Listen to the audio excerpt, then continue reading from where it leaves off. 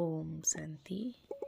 आज 17/1/2025 प्रातः मुरली ओम शांति बाप दादा मधुबन। आज महावाक्य बाबा कहले मिठे बच्चे तुमे माने भारतर अति मूल्यवान सेवक अट।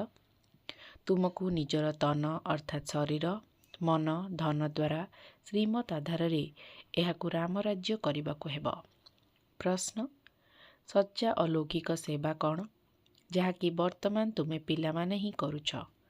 उत्तर तुमे संतान माने गुप्त रीति रे श्रीमत आधार रे पावन भूमि सुखधामर स्थापना करुछ।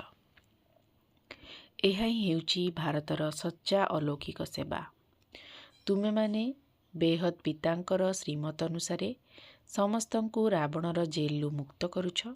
सेथिपाई तुमे निजे पवित्र होई अन्य मानंकु पवित्र करुछ। धारणा पाई मुख्य सार जेपरि उच्चरु उच्च बाप दादा अति साधारण भावरे रहुछंती सेहीपरि बहुत बहुत साधारण निराकारी एवं निरहंकारी होई रहिबाकु हेब। बाबांक द्वारा जेउ फास्ट क्लास अर्थात श्रेष्ठ ज्ञान मिलिछि ताहार चिंतन करिबाकु हेब। ड्रामा जहार कि अविकल पुनरावृत्ति हेउछि एथिरे बेहद्र पुरुषार्थ करी बेहद्र सुख प्राप्ति करबाकु हेब। केबे भी ड्रामा कही अटकी जिबार नाही। प्रारब्ध पाइबा पाई पुरुषार्थ निश्चित करबाकु हेब। वरदान अव्यक्त स्वरूपर साधना द्वारा शक्तिशाली वातावरण सृष्टि करुथिबा अव्यक्त फरिश्ता भव।